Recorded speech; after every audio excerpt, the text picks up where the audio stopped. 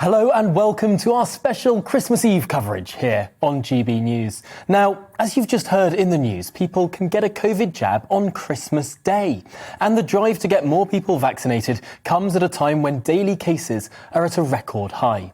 Almost 120,000 people tested positive in the last 24-hour period. More than 26,000 of those people were in London alone. It's been less than a week since Mayor Sadiq Khan declared a major incident in the capital, and I'm afraid to say our London reporter Alice Porter is one of those people who tested positive herself and is at home isolating right now. Alice, I can empathise with you. I had exactly the same experience last week. I hope you've got. I hope Christmas won't be too lonely for you. But first of all, can you tell us how bad the situation is in London in general? Hi there, Tom. Yeah, I mean, it is a really, really bad situation in London. If you look at the 20 worst affected councils for the whole of the UK, they are all in the Greater London area. And one of the reasons for that is Omicron is just so much more prevalent in the capital than it is anywhere else. I mean, it's believed that Omicron is responsible for 90% of cases, that COVID cases that we're seeing in London. And I think that's what's really driving up the numbers, and the numbers so quickly. I mean, if we look at half of boroughs in London, their COVID cases have doubled within a week, and I think that's just what's so remarkable, is the speed in which this has all been happening. But it's also important to look at sort of some of the reasons why it's increasing so much. But it is important to stress some data came out this week that showed a third of Londoners are not vaccinated, which I was actually really, really shocked by. So if anyone is watching that, please, you can go out and get jabbed, as we were hearing over the Christmas period. A third is really, really quite significant, and really it puts London worse in the UK in terms of vaccination rates. But if we look at this data that's also emerging of COVID cases in London, what's striking is that the highest numbers are coming from 25 to 29-year-olds. Obviously, that's an age group that we're not so concerned about. But what's really concerning is it's really affecting those in the 90-plus bracket. They've seen COVID cases accelerating, doubling within a week. So really quite concerning. And I think what the worry is that obviously lots of people are hitting the road today from London going to visit family, and the worry is that they could be spreading Omicron to other parts of the UK.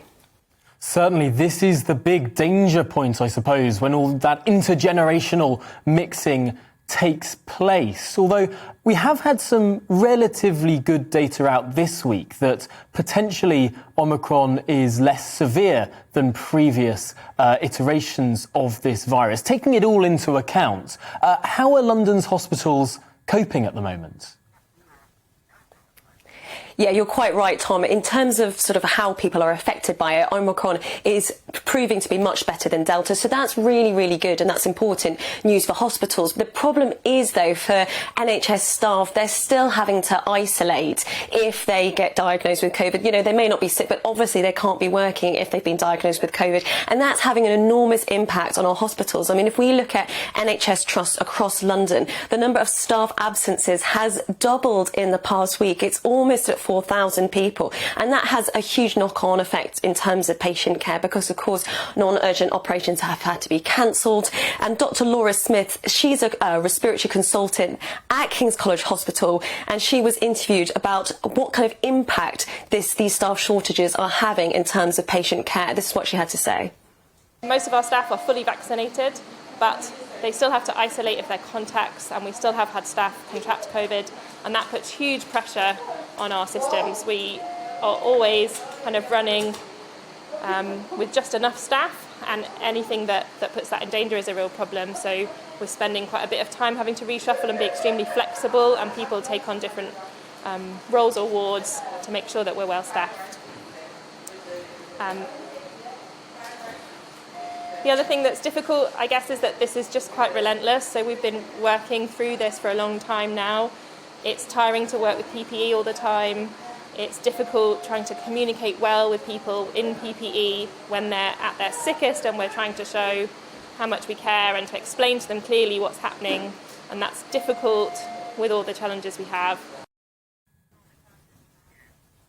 That was Dr. Laura Smith there from King's College Hospital. And I thought that was a really moving interview, actually, because you could really see there the enormous toll that this is all taking on so many of our NHS staff who've been working at the front line of this for almost 2 years. And so, so many of us want to have some relaxation over the Christmas period. But of course, it's people who've been on the front line like her who really have borne the brunt of this really difficult time for so many of us. Certainly, and I suppose even if Omicron is, say, half as severe, if there are twice as many cases, that's still the same problem. But turning to you now, yesterday you found out you have COVID, of course. I hope that you're doing okay with isolation, that you've been able to get resources and everything else. But have you got any advice for people who have the same situation? It seems like a lot of people, particularly in the capital, particularly perhaps in that millennial age bracket, are in the same situation. Yeah, absolutely. And I think the biggest worry I had, or one of the biggest worries, I guess, is what are you going to do about food? Because I'm isolating and my partner's isolating, so we've got no one to go out and get food for us. And I think that is a concern that's shared by so many people who are currently in this situation. So I have been doing a little bit of research. So if anybody is watching this and thinking, I've been trying to get a slot on some of the big supermarkets and I can't get a delivery, we're going to be